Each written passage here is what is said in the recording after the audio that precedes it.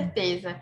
Então, o Alan é o gerente de negócios da CDL Manaus, com 15 anos de atuação no mercado financeiro, né? Tem pós-graduação em docência do ensino superior, MBA em gestão estratégica de pessoas. Esse homem é uma máquina, não para de estudar, não para de se dedicar a essa área tão importante que é a cobrança e negociação. Ele já está há muito tempo aí à frente da CDL, cuidando do setor, especialmente de negociação e cobrança extrajudicial, viu? Muito obrigada mais uma vez.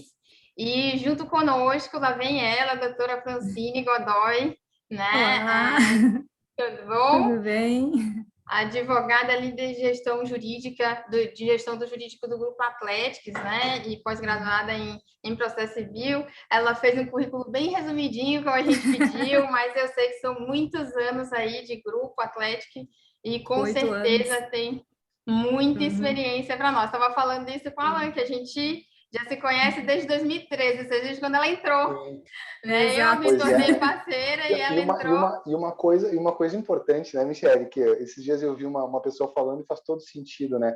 Nem sempre currículo é capacidade, né? Às Com vezes a capacidade ela certeza. vem com a experiência, né? Nem sempre a Exato. Exato. formação acadêmica ela Uhum. te capacita totalmente para alguma coisa, né? E nada, a experiência dela vale por uma, eu disse para ela, vale por 2 vidas de qualquer advogado aí, porque, olha, jurídica interna de chão de fábrica, gente, não é coisa fácil, não. Eu É. conheço muitos assim, né? A gente Uhum. que lida com recuperação de crédito, a gente tem que ter uma conexão com o jurídico interno muito importante, muito harmoniosa, né? E Uhum. assim, a gente vê o dia a dia deles e não é fácil, ela vai contar muita coisa interessante para a gente aqui, né? Nem sempre, nem tudo é notícia boa, né, Francine? Mas É. o bom é quando a gente supera, quando a gente passa por isso, e a gente vai falar de um assunto realmente que é um assunto um pouco árido, é um assunto difícil. Muitas pessoas estão angustiadas nesse momento. Agradeço a todos que estão aqui. Tem alguns que são conhecidos antes de eu começar a falar, porque se eu começar a falar, eu não vou parar. Mas estou vendo aqui o doutor Márcio Xavier, de Leite. Um grande abraço, doutor Márcio. Seja muito bem-vindo. Estou vendo muita gente conhecida aqui, só que o negócio está começando a ficar pequenininho, aí vão sumindo os nomes. E a Keide também está aqui com a gente. Olha aí, Francine, tá vendo, Keide? Um Oi. beijo para você, viu? Seja muito bem-vinda. E, pessoal, eu Sim. deixei uma informação antes de tudo no chat, né, para pedir para vocês, assim, para que a gente consiga trazer o melhor conteúdo, para que a gente consiga falar com vocês da melhor forma possível, é manter as câmeras e os microfones no mudo, e se tiverem alguma pergunta, não se preocupem, lance no chat que a gente vai estar acompanhando aqui. Se não der para responder agora, não se preocupem que vamos responder cada um dentro da sua especialidade com a maior brevidade possível, tá bom? Então, gente, para a gente começar, como eu estava falando para vocês, assim, a gente está falando de um assunto bem difícil, a gente está falando de um assunto complicado no momento que a gente está vivendo, né? Para a gente se ter uma ideia, hoje a gente tem uma discussão muito grande quanto ao aumento do endividamento e o aumento da inadimplência. Por um bom tempo, no começo de 2021, a pesquisa PEIC, né, que é aquela pesquisa de endividamento das famílias realizada pelo CNC, ela vem dando índices de que o aumento do endividamento das pessoas, o Alan vai explicar, eu acho que o Alan vai explicar melhor do que eu, do que é endividamento e inadimplência, mas muitos de nós que lidamos com essa situação, a gente sabe como é que funciona isso. A gente tem um aumento do endividamento, né, das famílias, ou seja, as famílias estão consumindo mais, as famílias estão adquirindo, estão contraindo mais dívidas, mas, em regra, de uma maneira relativamente surpreendente, a gente está mantendo o índice de inadimplência até abril, no início, finalzinho de março, início de abril do ano passado. E agora a gente está começando a perceber que alguns estudos, além da PEC, como estudos trazidos pelo Bacen, pelas próprias empresas que operam e coordenam os limites de crédito, elas já estão começando a apresentar o aumento do índice de inadimplência, ou seja, os recursos que a gente tinha que estava segurando isso já estão cessando e a gente precisa se preocupar de como nós vamos nos comportar depois de que esses benefícios, como auxílio emergencial, para quem é do varejo, né, as renegociações de contrato, para quem trabalha mais com o setor 2, né, como é o caso da doutora, por exemplo, quando essas renegociações dos bancos começarem a cessar, como nós vamos nos comportar, né? Como é que nós vamos atuar para manter o nosso controle da inadimplência a ponto de não afetar o nosso fluxo de caixa? Então, esses índices é que deixam a gente bem preocupado, muitos economistas estão tendo essa preocupação e sempre questionam se lá na frente a gente não vai ter um aumento significativo da inadimplência, né? E isso realmente é muito perigoso, principalmente para as empresas, né? E a doutora Francine, com certeza, vai conseguir, com os seus casos práticos aqui, trazer para a gente o quanto a inadimplência realmente gera prejuízos e em muitas ocasiões a gente já assistiu à impossibilidade de muitas empresas se erguerem no mercado. Né? Mas com certeza a nossa ideia aqui é justamente o contrário, é justamente mostrar para vocês que existe essa possibilidade sim, né, da gente se manter, mesmo com esses índices aumentando, e trazer dicas e ideias de como renovar para aqueles que já têm um plano de cobrança e recuperação estabelecido na sua empresa, no seu dia a dia, e para aqueles que ainda não pensam nisso, por favor, passem a pensar, porque a tendência de 2021 é que a gente ainda passe por muita dificuldade e a gente precisa se preparar, tá bom? Então, para começar, para não parar de falar aqui, falar tudo, vamos lá, Francine, vamos começar um pouquinho sobre isso. E aí eu queria ver, assim, considerando o universo assim das empresas, né? Você que trabalha no jurídico interno, você que vive essa experiência no dia a dia, de uma maneira mais multidisciplinar, como é que eu posso te dizer, né? Quais foram os desafios, assim, que vocês enfrentaram com o aumento da inadimplência? Como é que vocês enfrentaram essa dificuldade? Conta pra gente um pouquinho essa experiência. Então, olá, boa tarde a todos, tudo bem? A doutora já tinha cumprimentado, o Alan também. É uma honra, né? Eu tinha falado entre nós, mas deixar aqui registrado o convite, muito obrigada. Trazer um pouquinho da vivência da Atlética, né? Eu faço parte do Grupo Atlética há 8 anos, né? Há alguns anos, 4 ou 5 anos como gestora do jurídico interno. Então, a gente vivencia e vivenciou ainda muitas situações, né, e desafios com relação à inadimplência, né?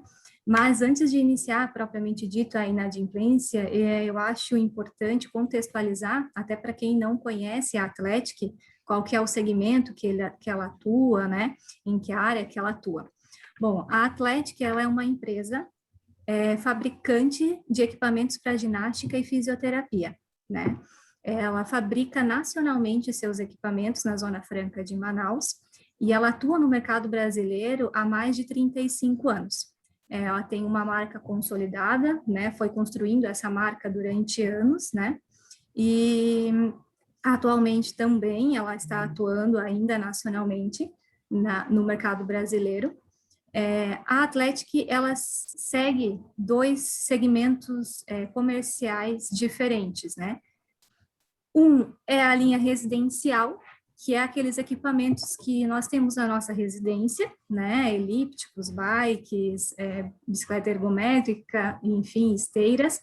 E temos a linha profissional, que é um nicho completamente diferente e um viés completamente diferente, né? Enquanto a linha residencial, ela tem como ponto forte, né, e como mira o cliente final, nós, consumidores, a linha profissional, ela tem como ponto forte os investidores, os empresários que querem ter a sua academia, querem investir na sua academia, enfim. O valor investido, né, em cada segmento é diferente, a análise de crédito é diferente. Então, só para contextualizar que a Atlética ela trabalha nos 2 segmentos, tanto da linha residencial quanto da linha profissional, né? E o que a gente viveu durante esses anos, né?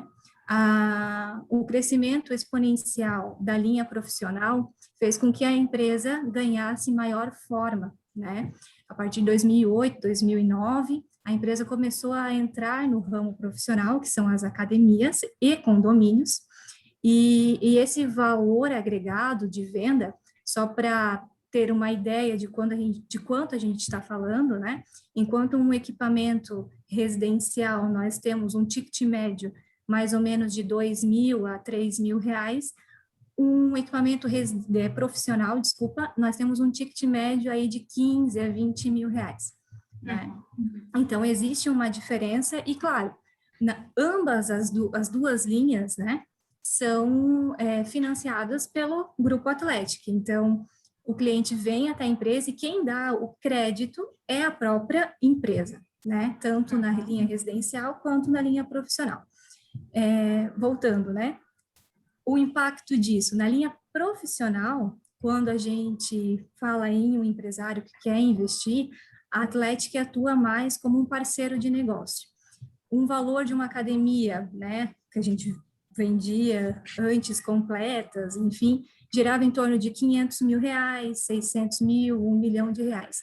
E esse valor, ele era financiado, quem dava o crédito é a Atlética. Então, fazia-se uma análise de crédito, né? Fazia-se uma pré-perspectiva de quanto esse pagador, né, esse empresário poderia pagar e iria, né, de uma entrada em até 36 vezes. Então, o meu risco do negócio era um risco considerável, né, do valor investido, por exemplo. E a gente começou, né, a Atlético começou a ter um investimento grande nesse segmento em 2009, 2010, 2011. A melhor época foi em 2013, estava tudo certo, tudo tranquilo, o mercado estava estabilizado, né? O problema começou a acontecer, e por o mercado estar estabilizado, as políticas de crédito, elas foram mais brandas, né? Vendia-se uma academia sem tanto rigor, sem tanto fazer um contrato para isso, né? Enfim. E começou-se, então, em 2014 e 2015, a crise que todo mundo lembra, que foi sociopolítico-econômico, né? E que atingiu consideravelmente o mercado brasileiro, o segmento fitness sentiu muito, os nossos clientes, né, os donos de academia, por exemplo, eles sentiram, né, sentiram que não conseguiam manter o seu próprio negócio e, consequentemente, não manteu a honra, né, das nossos pagamentos, né? O que aconteceu?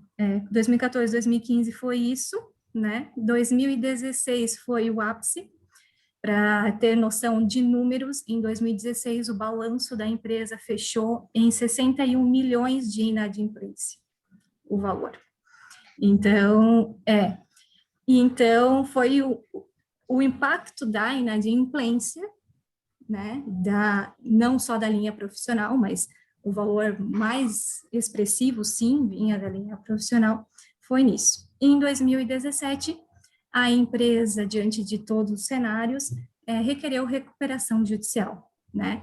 Então, esse, assim, num ponto master, falando de inadimplência, a vivência da empresa culminou com o pedido, né? De lá para cá, daí a gente pode falar mais adiante, ou agora, nós tomamos medidas diferentes, formas diferentes de analisar, né, o crédito, e estamos caminhando para a recuperação, realmente, tantos desses créditos que a gente tem, né, só para ter noção de números, a nossa dívida de recuperação judicial é em torno de 128 milhões, enquanto que a minha inadimplência é a metade, 61 milhões. Então, é um número bem impactante. Sim. E foi um dos tripés, a inadimplência foi um dos tripés que acabou culminando com o pedido de recuperação, além da crise do comércio, além da crise, né, que a gente estava vivendo setorial, isso acabou culminando. Não foi a única. Sim, sim. Quando você fala sobre isso, Francine, doutora, a gente consegue ver que esse é um cenário, você está falando de uma empresa, de uma indústria setor 2, né? Eu estou em Manaus, nós estamos, eu e o Alain, a gente está em volta da Zona Franca, E você não foi a primeira que realmente sofreu esse impacto vindo dessa crise.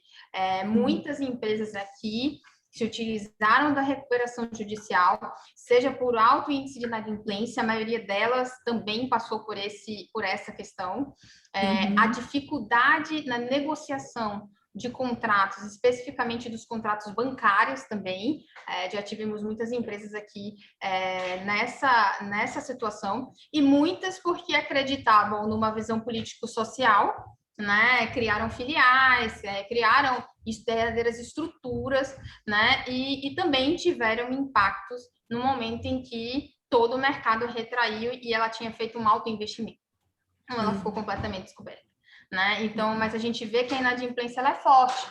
Em todas elas, a inadimplência foi impactante, né? Na pesquisa que a gente normalmente faz, o levantamento que a gente faz. E aí você me chamou a atenção a um fato interessante, que aí o Alan vai conseguir falar muito bem sobre isso, porque a gente estava falando, Alan, sobre, como é que eu posso te dizer, liberação de crédito, né? Olha que como é que a gente vai começando a fazer uma análise diante de um fato, né? Muito interessante que você trouxe aqui para nós. E aí a gente já começa a falar das métricas de cobrança. A gente já começa a falar das métricas de cobrança no momento do pacto, da negociação com o nosso cliente, né? A gente vai fazendo uma análise de perfil, né? A gente vai começando a falar de assuntos que eu não vou me estender muito não, Ana, que eu acho que isso é coisa mais sua do que minha aqui. Eu tô só de gaiato no navio, tô só falando, mas aqui a gente precisa fazer essa análise importante no momento em que a gente vai pactuar, porque olha o resultado final, né? Passado o nosso, a gente chama, né, da nossa régua e do nosso ciclo de cobrança, olha o impacto final lá no judiciário. Você estava me falando de quase o dobro, né, do que vocês têm lá no judiciário comparado ao que você já estavam visualizando no mapa da inadimplência da empresa. Então, assim, aí eu passo a bola para a Alan, assim, quando a gente fala de análise de perfil, quando a gente fala desse momento do pacto, Alan, e considerando esse cenário que a gente vem trazendo aqui, a Kade deu um depoimento que, ao nosso ver, é realmente o que muita gente vem passando, né? Muitas empresas vêm passando. Qual é o panorama e como nós temos que tratar da cobrança nesse aspecto, Alan? Quando a gente já começa lá no pacto do contrato, vamos lá, conta para a gente aí quais são esses aspectos inovadores que a gente tem que fazer para mudar esse cenário, gente. A gente precisa... Eu sei que a gente já sofreu 2 crises, a gente veio com a crise econômica lá atrás, a pandemia veio para muita gente, obviamente tem os pontos positivos, muita gente conseguiu se reinventar, mas é um outro baque que a gente recebe. E como é que a gente faz para se renovar? E quando a gente fala de cobrança, Alain, me diz aí, você que é o especialista, como é que a gente começa isso aí? Bom, inicialmente, muito boa noite a todos que estão nos assistindo. É um prazer muito grande, novamente, a gente conseguir compartilhar um pouco desse conhecimento, Michele. Doutora Francine, muito prazer, é a primeira vez que a gente está se falando. E enquanto a doutora Francine estava explanando aí a situação vivida pela empresa, pela Atlético, eu estava tomando nota de algumas coisas, né? E inclusive até eu já comprei uma esteira da Atlético, para minha pessoal, assim, muitos anos atrás, mas já comprei. Que legal, nosso cliente. Pois é, lá no Rio Grande do Sul, na época que eu morava no Rio Grande do Sul, mas comprei. Quando a gente vai falar de inadimplência, às vezes a gente se preocupa muito com a questão da inadimplência e tem um monte de óticas por trás disso, né? Uma é a questão da inadimplência B2B, né? Que é o que você passou aí, né? Você teve um problema de inadimplência B2B. E tem um problema de inadimplência muito grande, que é o B2C também. Mas quando a gente começa a falar de inadimplência, e aqui via CDL, a gente trabalha muito inadimplência, mas o nosso maior foco, a gente trata a inadimplência do nosso associado, né? É falar um pouquinho da CDL aqui, para quem ainda não nos conhece. A CDL Manaus, ela é vinculada à Federação das Câmaras de Dirigentes Lojistas, que, por sua vez, é vinculada à Confederação Nacional de Dirigentes Lojistas, em Brasília. E todo esse sistema e as câmaras, a CDL, ela é municipal em Manaus, da mesma maneira que a gente tem diversas outras CDLs pelo país, núcleos de dirigentes lojistas, né, e algumas associações comerciais que também fazem parte do sistema SPC. Ao todo, são aproximadamente 2.500 entidades que representam o sistema SPC Brasil num todo, né? E então, assim, a gente antes de tratar a inadimplência, a gente precisa ver de que maneira que a gente vai prevenir essa inadimplência. Então, isso é o nosso maior foco, na verdade, né? A gente trata a inadimplência porque ela é uma consequência do processo de concessão de crédito. E o processo de concessão de crédito, quando eu falo com as pessoas, eu procuro dizer assim, mas por que a gente tem inadimplência? A gente tem inadimplência porque a gente tem o crédito. Tá, mas então é só não dar crédito que eu não vou ter inadimplência. Não, mas se tu não der crédito, por que a Atlético dá crédito? A Atlético dá crédito porque ela quer conseguir vender para um público que não consegue pagar à vista. Exato. Né? Então, ela precisa dar crédito para ela conseguir vender. Então, dar crédito é uma necessidade. Se a Atlético dissesse, não, eu não vou vender a crédito, vou vender no cartão de crédito, muita gente não teria 500 mil no cartão de crédito para passar para comprar uma academia. E muita gente não teria 500 mil para pagar à vista. Sim. Então, parte desse princípio. Né? A gente precisa vender mais e precisa dar crédito muitas vezes para isso. Então, começa nessa análise. Eu preciso pensar o que eu vou analisar do meu ramo de atividade para que eu possa pensar, para que eu possa diminuir o meu risco de sinistro financeiro lá na frente. Né? Quando eu falo sinistro financeiro, eu falo inadimplência mesmo. Então, tem uma série de coisas que eu preciso analisar previamente. Né? E aí existem documentações que podem ser analisadas, existem modelos de negócios que podem ser analisados. Então, no caso do Atlético, a Atlético ela tem um conhecimento do que é uma academia, o que uma academia pode gerar de receita. Talvez até pensar assim, nossa, esses equipamentos que essa empresa está comprando, 500 mil reais, quantos alunos na academia ela pode ter com esses equipamentos que ela está me comprando? Que ela está comprando de mim? Qual a projeção de faturamento que essa academia pode ter baseado nesses equipamentos que ela está comprando? Isso é uma coisa que a Atlético pode responder muito bem, porque ela tem esse conhecimento, né? Ou pode ter esse conhecimento. E existem outras informações que podem ser adquiridas via birô de crédito. Né? Então, assim, essa empresa ela já é inadimplente, ela não é? Como estão os sócios dessa empresa? Eles têm outras empresas? Eles participam em outras empresas? Existe um grupo econômico? Como que está o grupo econômico dessa empresa? Né? Então, eu não vou olhar assim, a empresa tem inadimplência, não tem. Eu vou olhar o grupo como um todo. Eu estou dando um crédito de 500 mil, de 1 milhão. Então, é uma análise que ela precisa ser muito criteriosa. Porque, às vezes, esse critério é o que vai nos evitar ter o problema de inadimplência lá na frente. Mas a gente sabe que num processo de concessão de crédito em grande volume, aí vamos entrar um pouquinho no B2C, né? As empresas de varejo que fornecem crédito para muita gente, a gente precisa fazer uma análise de crédito mais ou menos rápida, né? Customizada dentro do segmento da empresa, mas que os clientes sejam avaliados dentro de uma política de crédito. Né? O cliente entra para dentro da política de crédito, existe uma análise por parte da empresa, umas informações ela vai modelar com a informação prévia que ela tem do comportamento dos atuais clientes, e ela vai buscar informações adicionais em fornecedores de informação que são os birôs de crédito. Né? Por exemplo, nós, o SPC Brasil, né, que a gente tem algumas informações que ajudam bastante. Então, no momento que a gente começa a pensar na inadimplência antes de vender, a gente já começa a ter esses cuidados. Então, o primeiro cuidado é pensar, na minha política de crédito, esse cliente tem um percentual de probabilidade de inadimplência que eu aceito vender para ele? Então, se a gente começar a fazer a venda nesse momento, nesse sentido, quando a gente tiver inadimplência, a nossa inadimplência já está projetada. E ela já está dentro do que a gente está esperando. Então, ela não vai prejudicar o nosso fluxo de caixa de maneira a gente não conseguir honrar os nossos compromissos. A não ser que a inadimplência seja maior do que eu estava projetando, e para isso eu vou na minha política de crédito e ajusto ela. Ao mesmo passo que eu vou chegar na minha política de crédito e vou ver assim, poxa, minha inadimplência está melhor, eu estava projetando 5%, a minha inadimplência está 3%, então, consequentemente, eu posso dar mais crédito. E posso vender mais. Se eu vou dar mais crédito, eu vou vender mais. Né? Então, isso eu acho que é muito, muito importante de a gente verificar. Né? Porque aí a gente começa a pensar de uma maneira sistêmica. Bom, então eu sei que 3% da minha venda eu vou ter que trabalhar para recuperar depois, né?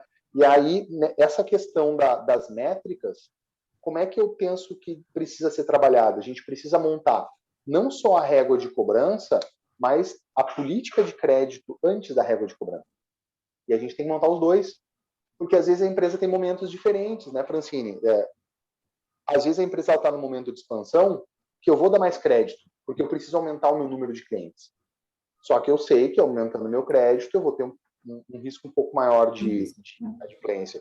E aí lá na frente eu vou chegar, bom, eu já tenho cliente suficiente, já tenho uma boa carteira de clientes para quem eu concedo crédito, então está no momento de eu manter os clientes que eu tenho, né, manter um fluxo aí de entrada de clientes na adimplência, e agora aqueles créditos que ficaram para trás eu vou ter que recuperar.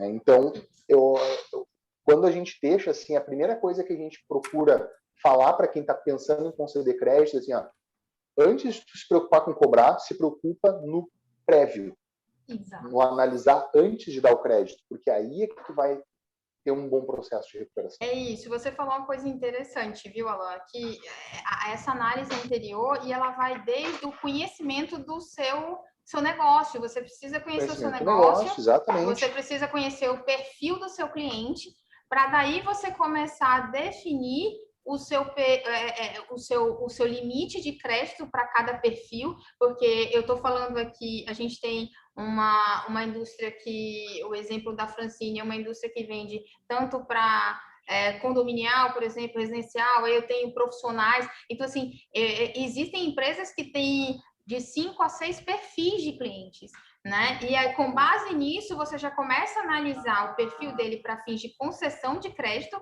Essa é a baliza, inclusive, inicial da formação da análise de perfil de clientes. A gente começou com essa ideia e trouxe ela de uma forma automática, a gente trouxe para automação isso, por exemplo, a SPC Brasil, ela tem no sistema dela, eu falo que eu sou cliente, então eu consigo visualizar isso, lá a gente tem um sistema específico para análise de perfil de clientes, mas para isso você tem que conhecer o seu perfil, mas não só para venda, você tem que conhecer o seu negócio, o perfil de cada cliente que faz parte do seu negócio, e a partir daí você começa a estabelecer aquilo que a gente chama de régua e alguns de ciclo de cobrança, considerando primeiro o perfil para venda. Eu vou vender, vou conceder crédito e depois que eu vou fazer, de fato, a cobrança.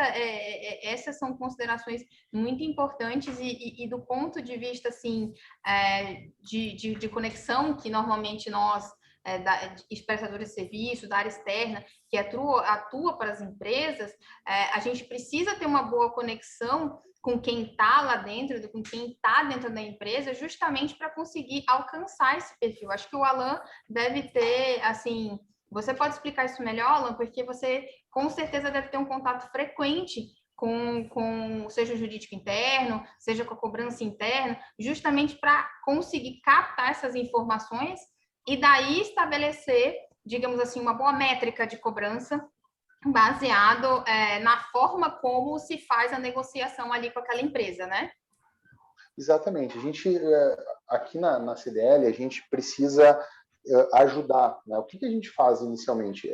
A gente tem as informações dentro do Bureau de Crédito, mas a gente precisa conhecer junto com o nosso cliente, o nosso associado aqui, como é que é o negócio dele para orientar, olha, de que maneira que você vai usar essa informação aqui para conceder crédito no teu negócio, né? Então, por exemplo, se nós fôssemos lá para fazer um trabalho de auxílio para Atlético, por exemplo, nós iríamos chegar e dizer assim, tá, me conta um pouco de como é que é o teu cliente aí, para a gente tentar adequar a informação que a gente tem dentro do perfil para quem tu dá crédito, né? E uma coisa que é fundamental, como a gente tem cobrança administrativa na CDL, tem muita gente que nos procura para executar a cobrança administrativa, mas vocês não têm ideia a quantidade de pessoas, de empresas, que muitas vezes nos procuram e que querem executar uma cobrança administrativa e não tem documentação comprobatória da relação comercial. Não tem ideia da quantidade que tem. E aí a gente fica, de certa forma, de mãos atadas, porque sem a documentação necessária comprobatória da relação comercial, né, quando eu falo documentação necessária, a documentação de que realmente houve a relação comercial. Quando é uma prestação de serviço, a documentação de que o serviço foi efetivamente prestado. Porque muita gente também alega na inadimplência dizendo assim, eu não estou pagando porque o serviço não foi adequadamente prestado. Então, quando você tem um serviço de prestação continuada, muitas vezes, se aquele teu cliente já deu aquele problema de ele dizer para ti, eu não vou te pagar porque eu não concordo com o serviço prestado, o serviço não foi adequado, você perdeu duas vezes. Você perdeu o dinheiro do crédito que você deu, do serviço que você prestou, e você perdeu o cliente, porque o cliente não vai conseguir com você de novo. Exato. Você perde duas vezes. Exato. E esse cliente vai para o teu concorrente. Aí se ele vai ou não vai pagar o teu concorrente é uma outra situação. Mas ele vai para o teu concorrente. Porque ele já teve um atrito com você inicialmente. Então, se você fizer uma prestação de serviço ou uma venda de produto que além da formalização da relação comercial, você formalize que aquilo foi bem entregue, aí o devedor ele acaba diminuindo o argumento de não conseguir, de não querer te pagar. Então ele vai ter outros problemas, né? Ele vai dizer que ele não conseguiu se organizar, porque isso é uma realidade também. Eu sempre falo, a pessoa não nasce inadimplente, ela se torna inadimplente normalmente por uma falta de organização financeira, principalmente a pessoa física. Sim. Né? A gente falou uma outra vez, né? E eu repito, ninguém foi educado na escola para ter educação financeira. Exatamente. E a gente, na hora de dar crédito, a gente tem que pensar, principalmente no B2C, que aquela pessoa não sabe de educação financeira. E como é que a gente vai ajudar ela a se organizar para que ela não seja desorganizada? Então, a gente vai ajudar ela na organização. Maravilha, maravilha, Alan. Eu vou pedir para você segurar um pouquinho aí, que já já você vai falar sobre isso, sobre essa organização. Eu também estou me coçando para falar sobre isso, que eu adoro. Mas eu queria conversar com a Francine no sentido de que a gente falou do problema, né, Francine? Agora vamos falar da solução, gente. O pessoal está aqui para ouvir solução, né? Então, assim, gosto muito de que você conte esses casos práticos de antemão, né? Muito importante porque as pessoas se colocam no lugar, falando, ela está falando de mim também, eu também estou passando por isso, né? A minha empresa também está sofrendo com isso. Então, assim, Francine, depois que vocês realmente chegaram à medida de ter que entrar em recuperação judicial e buscar o soerguimento da empresa e rever e dominar, na verdade, né? Porque eu percebo, dominar, é controlar a inadimplência. Conta pra gente aí como foi possível vocês vencer essa barreira aí para manter esses negócios de pé. Conta para nós. Eu sempre falo que durante, né, o processo até o pedido, enfim, de recuperação judicial, é um desafio, né? Um desafio para a empresa se manter em pé durante esse período, principalmente até a aprovação do plano de recuperação judicial. E para a gente não foi diferente, né? Nós vivemos desafios atrás de desafios. E nós sabíamos que nós tínhamos aí uma conta, né, fechado um balanço de 2016 com 61 milhões de inadimplência, e a empresa precisava estruturar uma forma de reaver, pelo menos alguma parte, ou reaver esse valor, e se certificar de que não haveria um índice de inadimplência maior, né? Então, foi estruturado, né? A empresa passou a pensar estruturadamente nisso. Na época ali, em 2017, 2018, a empresa montou um setor de cobrança interno da empresa, estruturado, enfim, para levantamento de informações, né? E na época ainda a gente tinha um jurídico externo, mas que era muito pulverizado, né? Os processos de cobrança. Então, assim, um escritório cuidava de uma, um escritório cuidava de outra, e acabou ficando muito pulverizado. Verificamos que mudamos a análise de crédito, né? Que é a parte principal. Mudamos completamente a análise de crédito e o dar o crédito. Então, o risco do negócio se dava pelo período extensivo, né, de valores, enfim, e pela aquela análise superficial do cliente, né? Então, a gente mudou a análise de crédito por uma análise mais rigorosa do cliente, né, mais específica do cliente, diminuímos números de parcelas, né? Então, a gente acabou atingindo um grupo menor, sim, porém, um grupo consciente de que existe aquele débito, né? E que ele vai pagar, e o risco que eu tenho ali de 6 meses, os meus equipamentos ainda estão ali, vão estar com o cliente, eles foram utilizados em 6 meses, diferente de 36 meses, que são 3 anos, né? Então, houve essa mudança estrutural, né? Paramos de aceitar cheques, por exemplo. Então, a gente aceita só cartão de crédito, boleto para pagamento à vista, nos casos de consumerista final, né? E para a linha profissional, essa diminuição do crédito, né? Diminuição de parcelas, na verdade, né? O valor é agregado, depende de cada caso, obviamente, né? Além disso, estruturamos um escritório específico, especialista em recuperação de crédito na via judicial e até extrajudicial, né? Com experiência no ramo fitness, né? Que é a vivência interna da advogada principal nos ajuda bastante, e a equipe dela também conhece o mercado. Então, a estrutura da empresa foi nisso, né? Trabalhar para recuperar e trabalhar para não cair novamente, né? Um termo bem simplificado, mas cair novamente em um índice superior de inadimplência. Precisamos vender, óbvio, mas vender com consciência, né? Então, e dando os passos, porque imagine que uma empresa gigante de milhões mês acabou sendo bem enxuta, né? Então, dentro do que a gente poderia fazer e dentro do que a gente aprendeu durante esse tempo, a gente tem mantido essa política. A política ficou bem mais rígida de concessão de crédito, bem mais concisa, e, em paralelo a isso, a via de cobrança, né? Que daí a gente tem uma via ainda amigavelmente aqui interna, né?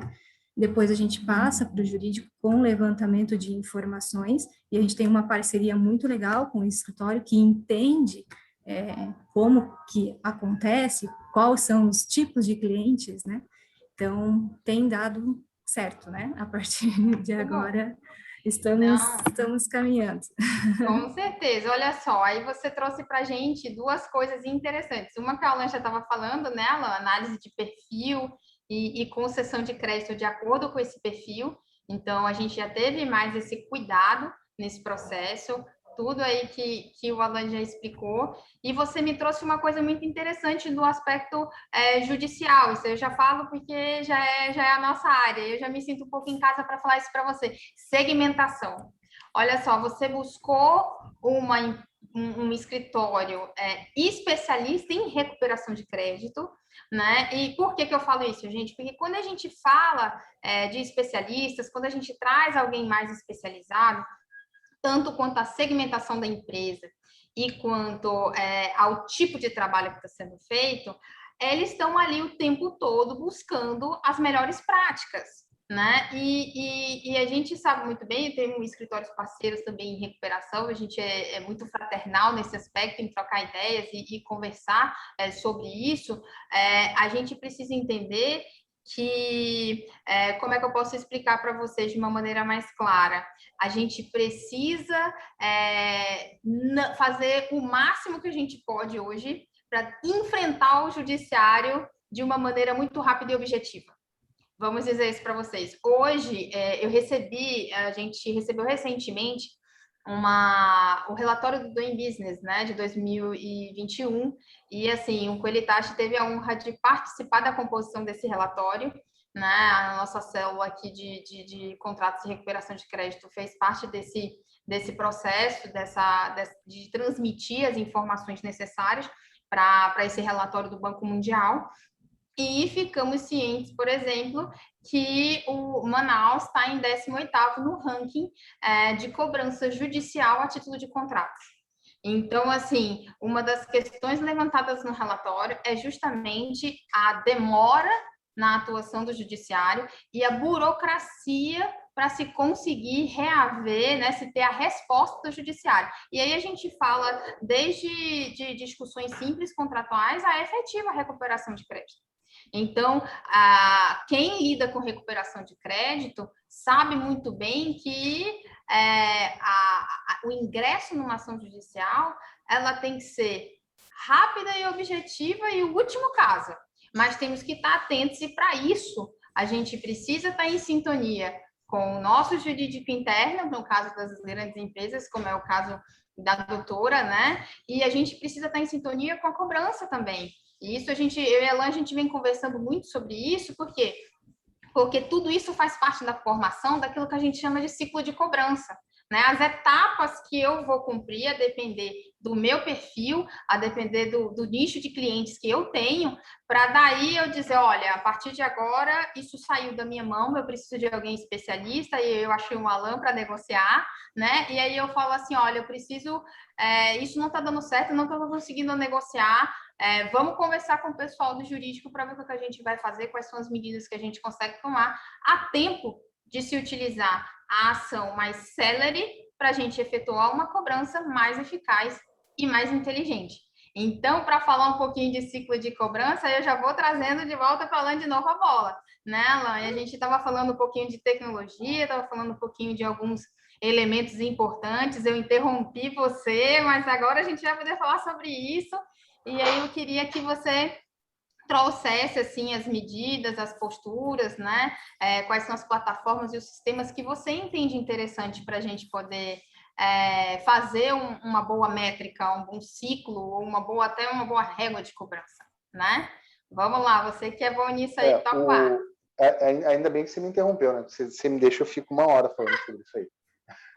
Mas sobre a questão de sistema, novamente, a gente precisa pensar no nosso processo, né? No caso, por exemplo, de uma cobrança B2C, é justamente a atividade que a Atlético fez ali entre 2017 e 2018, que a doutora Francine falou, sobre fazer uma melhor análise, né? E entender também, essa empresa para quem eu estou vendendo, será que ela tem estrutura para ser organizada e para montar o fluxo de caixa dela corretamente? Né? Porque, de repente, eu preciso ajudar ela a montar, inclusive, esse fluxo que ela vai me pagar. Né? Talvez seja necessário fazer isso aí.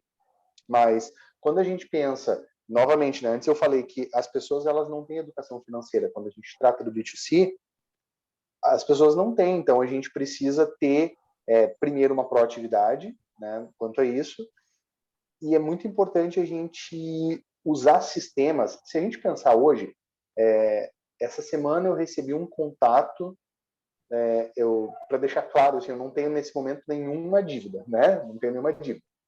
Mas eu acho que a pessoa que tinha o telefone antes de mim, ela deixou dívidas e frequentemente entra em contato comigo perguntando para falar com uma moça, né? Não vou dizer o nome, mas que eu acho que ela tinha o telefone antes de mim aqui em Manaus. E entraram em contato comigo pedindo para falar com essa moça no sábado agora, era 21h15 de Manaus, 22h15 horário de Brasília. Provavelmente a central telefônica não era de Manaus, né? Tinha um outro DDD. Eu não sei de onde era a central telefônica, porque hoje em dia existe sistema de binagem. Então a gente consegue fazer uma ligação colocando a origem do número do código de área que a gente quiser hoje em dia, né? Hoje em dia a gente consegue fazer isso aí. Mas eu fiquei pensando, caramba, cara, é muito falta de respeito ligar para a pessoa 10h15 da noite. Se você liga para a pessoa 10h15 da noite, a chance da pessoa te xingar é muito maior do que a pessoa falar contigo. Então, isso é uma tecnologia que está ligando, é um robô que está ligando para a pessoa, mas assim, será que isso aí realmente é eficaz?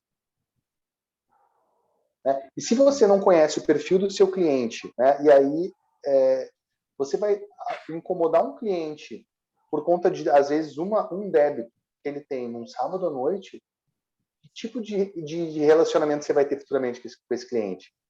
Então, assim, quando a gente fala em tecnologia existem diversas. Mas o mais importante de todas as tecnologias, Michele, é a gente tentar humanizar o processo da cobrança. Esse é o mais importante. Porque a gente vem aí nos últimos 20 anos num processo de eletronização. Está tudo sendo eletronizado. E o que está acontecendo de 5 anos para cá? os processos eletronizados, eles começaram a ser humanizados. E quando eu falo humanizado, não é colocar uma pessoa para ir lá e ligar, não é isso, mas é criar um processo mais humano, é criar um processo que entenda mais aquela pessoa que está na situação de cobrança, porque ela não quer estar devedor, ela está devedor por outros motivos, né? Então, de repente, aquela pessoa está sendo abordada ali quase como se ela fosse um criminoso, mas, na verdade, a gente não sabe o que aconteceu para aquela pessoa ter ficado inadimplente, né? Então, a tecnologia, eu acho que ela tem que estar muito voltada para a análise do perfil dessa pessoa antes de a gente cobrar. Com certeza, com certeza. Alain, você falou um assunto muito interessante. A gente fala de tecnologia, mas, acima de tudo, a gente precisa de duas coisas. Gente especializada para lidar com a tecnologia e humanizar mesmo, né? Humanizar. Como você disse, porque nós em alguns vídeos e alguns materiais que a gente disponibiliza, a gente estava falando justamente sobre isso. Hoje existe, você vai na rede mundial de computadores e você faz uma pergunta sobre cobrança, parece 500 milhões de sites e produtos no sentido de automatizar esse processo de cobrança. Que em alguns pontos tem eficácia, claro que tem. Hoje em dia, a gente sabe muito bem que as plataformas, né, principalmente aquelas que trazem informação, aí já trazendo um pouquinho mais para a minha área, assim, as plataformas de cadastro, as plataformas que trazem, como é que eu posso te dizer, um banco de dados bem robusto, que a gente chama de Big Data Analytics. Então, assim, quando a gente tem esse acervo robusto, ele é importante, claro, mas é o que eu sempre falo toda vez que eu me manifesto com relação a esse processo. Não adianta absolutamente nada você ter uma ferramenta gigantesca, você ter todo um sistema tecnológico da melhor qualidade e você simplesmente não ter pessoas especializadas para te direcionar a melhor forma. Foi exatamente isso que você achar, desculpa falar. te interromper, mas a impressão que eu tenho é que muitas vezes quem está cobrando, ele está robotizando tanto o processo de cobrança dele que ele está entendendo que o devedor dele também é um robô. Exato, não humaniza, não analisa o melhor momento, não parametriza esse sistema, né? A gente tem que ter bons sistemas, sim, a gente tem que ter bons sistemas de investigação, isso eu falo já por parte do judiciário, a gente utiliza de uma série de ferramentas para o momento de levantamento do patrimônio, seja do ponto de vista consultivo, judicial, a gente usa muitas plataformas para isso, mas não adianta absolutamente nada se a gente não conseguir parametrizar e não tornar aquele perfil adequado para o seu negócio. Então, antes de tudo, a gente precisa buscar pessoas especializadas para formar, para saber exatamente o momento que a gente vai automatizar determinado ponto da sua regra de cobrança, né? Qual o ciclo de cobrança, a duração desse ciclo de cobrança, se eu vou partir para se eu saio do momento de cobrança amigável e parto para uma cobrança mais profissional, né? Se eu entro com uma empresa especializada em negociações, muitas coisas estão sendo resolvidas através de negociações. Essa é uma das mensagens que a gente gosta de transmitir, né? De que você precisa estar, tanto as empresas precisam estar abertas para negociar. Nós estamos vivendo um momento difícil, a gente não pode esquecer disso. Então, a gente precisa enxergar em que momento eu consigo fazer isso de uma maneira automatizada e que momento eu preciso dizer, não, peraí, eu preciso chamar alguém especializado porque isso aqui está fugindo, eu não vou conseguir realizar uma cobrança, realizar uma efetiva recuperação e manter o bom relacionamento com o meu cliente se eu continuar dessa maneira robótica, automatizada, sem humanização e eu digo mais, sem expertise, sem uma parametrização de forma a deixar aquele processo realmente de acordo com o perfil do seu cliente para ele perceber que no momento que você está fazendo, faltam 2 dias, falta 1 dia, na verdade, a cobrança ela tem um caráter de, como é que a gente diz, de manutenção do relacionamento, né? Então, a gente precisa humanizar... É um relacionamento, né? O relacionamento não acabou, a gente fez a venda, o cliente ainda não nos pagou. É um relacionamento. Exato. e ele vai continuar sendo seu cliente, a depender da forma que você vai lidar com isso. Então, até para a manutenção da sua boa relação e manter aquele cliente no seu hall de credores, você precisa realmente de humanização e especialização. Eu acho que essa é uma das questões mais importantes. E, gente, olha, eu tô falando isso para vocês, mas faltam 2 minutinhos para as 7, né? Para quem está em Brasília, para as 6, para quem está em Manaus. Mas, assim, mas o papo tá bom bacana, e vai passar rápido, né? Passa bem rápido, o papo tá bem bacana, mas eu queria falar com a doutora Francine, assim, a gente já indo assim para uma parte final e trazendo mais informações na prática mesmo de como é que a gente pode fazer, que é a angústia de todo mundo aqui, aplacar um pouquinho essa angústia.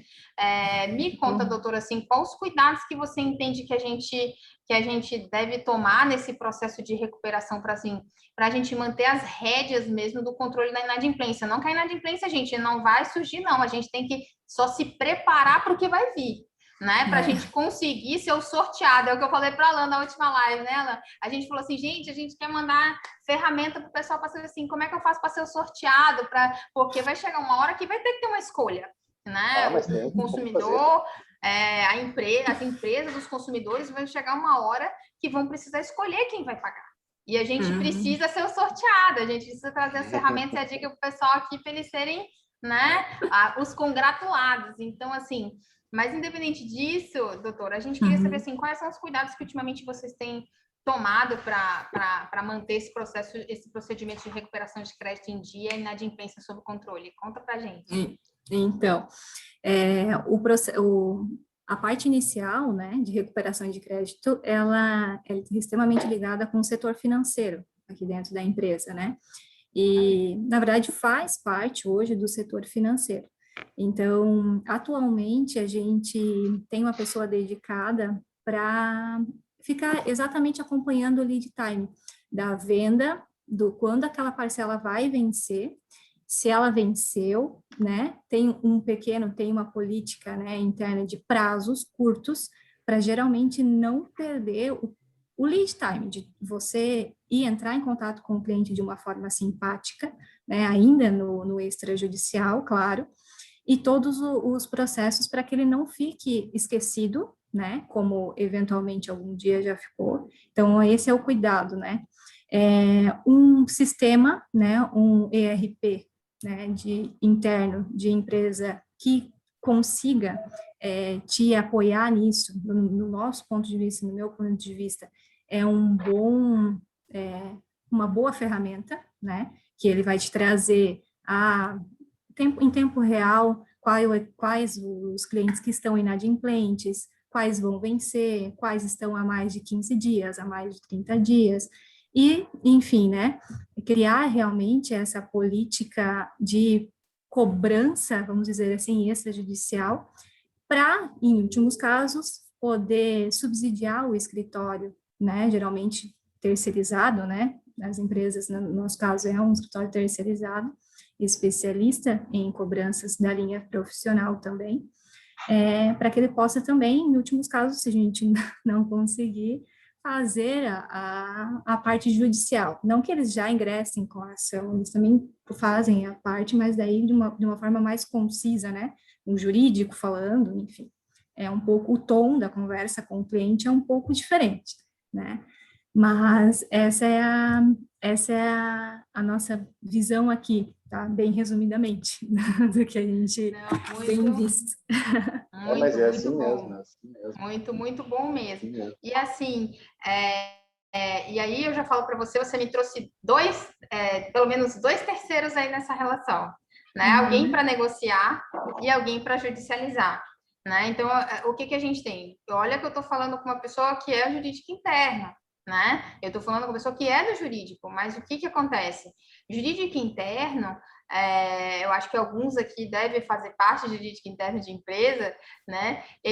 Você tem uma multidisciplinariedade muito grande e você tem outras questões, na verdade, que você precisa dirimir, né? E quando você manda isso para um escritório de serviço que não tem realmente uma especialidade e não acompanha a segmentação da empresa, A gente tem uma dificuldade de definir, por exemplo, qual é o momento que, até que ponto nós podemos negociar de uma maneira extrajudicial e que momento a gente fala, olha, para por aqui, porque agora a gente vai precisar, a minha janela para entrar com uma ação judicial eficaz é de tanto tempo. Se eu não fizer isso, eu vou ter que entrar com uma ação mais morosa e isso vai ficar muito mais complicado para mim, né? Então, Alan, e aí eu vou passando também para ti, para a gente poder arrematar isso bem direitinho, trazendo ferramentas bem interessantes para o pessoal que está nos assistindo.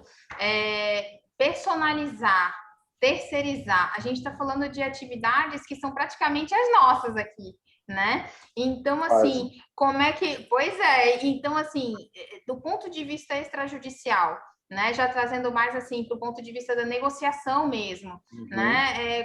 Quais são as formas que você entende mais interessantes para a gente personalizar essa métrica de cobrança, esse processo de cobrança, antes de vir para a gente aqui tocar a bola do judiciário? Olha, novamente eu falo o seguinte, né? A gente tem que ser proativo no que diz respeito à esteira do cliente, quanto da venda até o faturamento, até a data do pagamento, até o vencimento, e posteriormente a cobrança. Então, se a gente orientar o cliente, por exemplo, quando o meu cartão de crédito fecha a fatura, 8 dias antes do vencimento, ele já me avisa, Alan, a fatura fechou, vai ser tal valor. Se eu sou um cara que eu não acompanho minha fatura ao longo do mês. Eu só vejo no dia que fechou ali, que é 8 dias antes do vencimento. Se aquela fatura dá muito alta, eu já recebo o aviso do valor que daqui 8 dias vai vencer aquilo ali. Então eu já sei, cara, nos próximos 8 dias eu não posso gastar muito, porque esse mês a fatura deu alta. Então, o cartão está me ajudando a me organizar para que nos próximos 8 dias eu não gaste muito, caso a minha fatura tenha dado acima do que eu estava imaginando. Né? E, olha que bacana isso, ele está me ajudando a me organizar. Né? Então, beleza, passou um dia do vencimento, não recebeu, avisa para o cliente, olha, até o momento não recebi o teu pagamento. Né? Mas se você já pagou, desconsidera. Então, orienta o cliente. Né? E outra coisa muito importante, que na questão da inteligência do negócio, analisa o perfil do teu cliente antes de cobrar. Vê de que maneira, existem ferramentas hoje em dia que a gente disponibiliza aqui, você consegue ver qual é a melhor maneira de abordar aquele cliente especificamente para cobrar ele. Existem ferramentas para isso hoje. Outra coisa, existem ferramentas que te dizem, né, por exemplo, dos 61 milhões de reais lá que a doutora Francine disse que tem lá no Atlético, existem ferramentas que te possibilitam dizer quem são os meus clientes mais propensos a pagar diante de movimentações financeiras que esses clientes fazem. Então, assim, poxa, eu tenho uma quantidade de 50 mil clientes devedores. O esforço para cobrar 50 mil clientes é muito grande. Então, talvez seja interessante eu verificar quem são os mais propensos, os 5 milhões mais propensos, e dedicar os meus esforços a esses 5 milhões. Isso é inteligência para cobrar. Isso é inteligência. Não é sistema que fica disparando ligação, incomodando a pessoa. Isso é inteligência. E quanto à questão do acompanhamento do parceiro, isso é muito interessante. Porque, às vezes, quando a pessoa pensa na terceirização de um serviço de cobrança, eu penso que a terceirização ela tem que ser quando você entende que você não tem expertise de negociação. E não imagine... as empresas têm que pensar assim, eu não vou terceirizar para reduzir meu custo. Eu vou terceirizar para melhorar o meu poder de negociação. Eu vou contratar alguém que seja especializado em negociar. Exato. Né? Em negociar. O que acaba acontecendo é que, às vezes, as empresas elas tentam cobrar, quando chega na hora de terceirizar, elas dizem, eu vou terceirizar essa fatia da cobrança que eu sei que eu não consigo receber, porque aí coloca na mão do meu terceirizado e ele que se vire para cobrar. E aí, se ele cobrar, eu pago um percentual para ele. Só que, na verdade, não é assim. Se você tem um parceiro que está fazendo a parte de negociação para você, vá no parceiro e explica, bom, parceiro, o meu produto é esse aqui, a inadimplência do meu produto acontece por esse motivo, ajuda o teu parceiro a que ele consiga usar a expertise de negociação dele para falar com o teu cliente. Isso eu acho fundamental. Não veja o teu terceiro como um terceirizado, veja ele como um parceiro que vai te ajudar a recuperar. Com certeza. A não ser que você verifique, olha, eu tenho expertise para cobrar, eu vou montar um setor de cobrança dentro da minha empresa, com pessoas altamente capacitadas para isso, aí maravilha, aí você consegue fazer dentro de casa. Mas a gente sabe que tem casos que não são possíveis. Então, ele vai ter uma necessidade de um parceiro tentando negociar. Né? Você imagina assim, um cliente que ele precisa ter um relacionamento bom, às vezes eu não quero eu cobrar diretamente o meu cliente, ele é muito próximo meu, então deixa eu passar para um parceiro que é especialista em negociação, ele vai fazer essa parte aí por mim. Né? E aí vai ter um momento, né, que vai haver necessidade da judicialização, né? Que também vai ser, talvez seja o mesmo parceiro, talvez seja outro, mas veja sempre o teu terceiro não como um terceiro, mas como um parceiro para te ajudar a recuperar.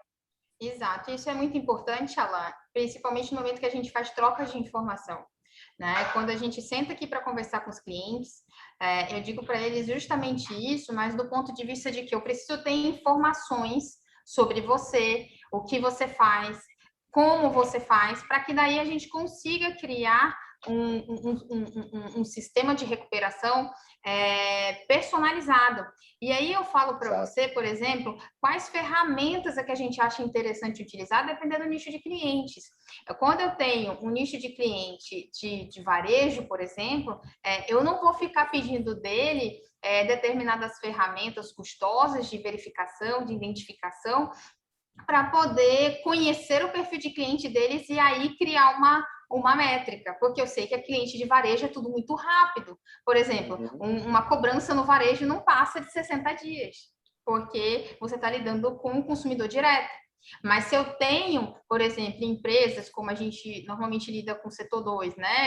A gente lida com indústrias que vendem para outros fornecedores, enfim, que a gente lida com pessoa jurídica direto, aí eu tenho como exigir dele um banco de dados mais robusto, conversar com ele, saber dele como é que está as informações com relação aos clientes, né? A gente já chegou em casos aqui que de 90% da lista de inadimplência, assim, de clientes inadimplentes, 90% delas não tinha informação básica como endereço e telefone atualizado, né?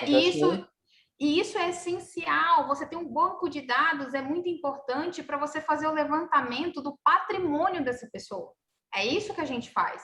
A gente vai investigar através de grandes ferramentas, obviamente, como é que aquela empresa está se desenvolvendo, porque eu entrego o crédito para ela e essa empresa, ela já tem vários sócios, e esses sócios têm outras empresas com um ramo semelhante, e já descobri empresas, né, que uma empresa cuida do patrimônio e a outra empresa fica com o débito e eles continuam vivendo felizes para sempre. Então, assim, a função do jurídico é justamente fazer quem lida com recuperação de crédito sabe que tem que fazer todo esse trabalho investigativo para a gente conseguir, de fato, se ajustar e se alinhar no procedimento de cobrança, especialmente por um ponto muito importante. A gente, em alguns momentos, precisa escolher aquele em que a gente vai cobrar,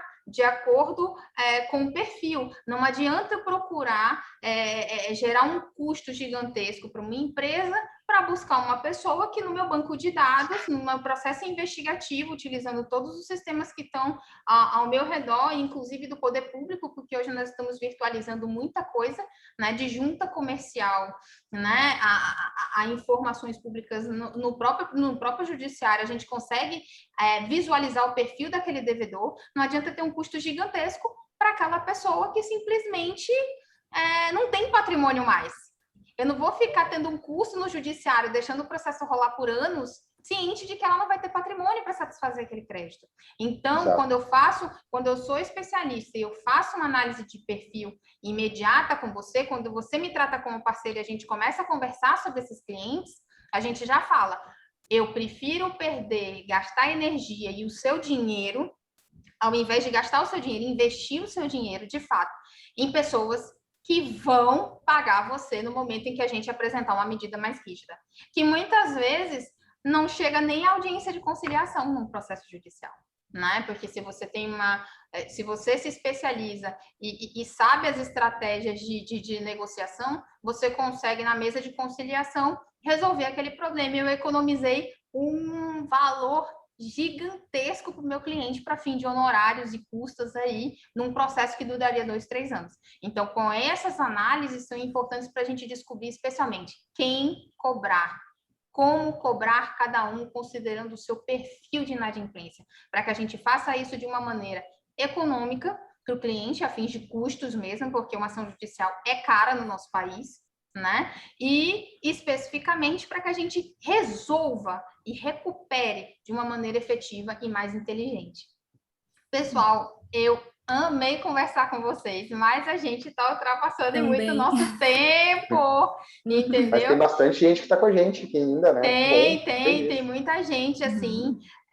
Eu agradeço muito o Alan, mais uma vez, a doutora Francine, muito obrigada mesmo, assim, por vocês trazerem todo o conhecimento de vocês para a gente conversar e explicar para as pessoas o quão é importante a gente cada vez mais investir. Eu não digo que terceirizar um serviço de recuperação de crédito, de negociação de cobrança é um custo. A gente sabe muito bem que existem pontos que a gente pode entender que não conseguimos fazer, precisamos passar para alguém, mas a gente precisa informar que isso é um investimento importante para os próximos retornos para as nossas métricas financeiras do futuro, considerando o que está por vir, tá, gente? Então, eu agradeço mais uma vez a vocês por estarem aqui e terem contribuído de uma maneira muito significativa. Eu fico muito feliz mesmo, o Qualitas agradece demais a contribuição de vocês, viu? Um grande beijo para todos, muito obrigada por tudo. E eu vou franquear a palavra para vocês também, para vocês se despedirem do pessoal e fiquem à vontade. Mas antes de eu finalizar, eu só queria falar uma coisa para quem está aqui. No início até o final dessa semana, mais tardar no início da semana que vem, a gente vai disponibilizar um mapa mental, tá? Em que a gente vai trazer todos esses aspectos de cobrança e o passo a passo para aqueles que estão querendo criar o seu plano de recuperação de crédito, ou então para aqueles que já têm, reformular para a gente conseguir manter o controle firme dessa inadimplência de hoje em diante, tá bom? Fiquem à vontade, a palavra é de vocês. Bom, obrigada, doutora, obrigada, escritório, pelo convite, né? Eu agradeço bastante, né? Lembraram da Atlética, né? Que a gente possa contribuir um pouquinho, né? Para a vivência. Parabenizar pela iniciativa de trazer informações importantes nesse período que a gente vive, né? Que não está sendo um período fácil para muita gente, né? Então, estruturar para que amanhã seja melhor e que os adimplentes, né, nossos clientes adimplentes, sejam um número maior. Com certeza. E é isso. Boa noite para todo mundo, agradeço a presença dos colegas que estão aqui, já vi alguns que estão ali, agradeço por acompanhar, né, e é isso. E aí, Alan, você como cavalheiro, deixa eu falar na frente. Claro, eu queria mais uma vez agradecer aí a oportunidade de a gente falar. Eu acho importante contribuir um pouquinho mais para esse conhecimento das pessoas, né? A gente está nessa batalha diária de ajudar as empresas a vender e também ajudar as empresas a, não vou nem dizer de recuperar, mas de não precisar tentar recuperar, mas às vezes acontece, né? E eu fico muito feliz quando a gente consegue difundir isso aí, porque quanto mais pessoas de dentro das empresas conseguirem entender a importância de a gente ter essa organização prévia, melhor vai ser para o sistema como um todo, né? Porque aí a gente não vai ter tanto problema com a inadimplência, a gente vai ter até o próprio cliente, né? Às vezes quando ele tem a negativa de crédito, ele entendendo melhor por que aquilo está acontecendo. Então eu fico muito feliz quando a gente consegue aí juntar pessoas e que as pessoas entendam isso aí, é muito bacana. Fico muito feliz e só tenho a agradecer. Tá certo, gente. No mais, muito obrigada a todos. Um grande abraço e até mais com mais informações sobre recuperação de crédito aqui com o Qualitas, tá bom? Tchau, pessoal. Boa noite.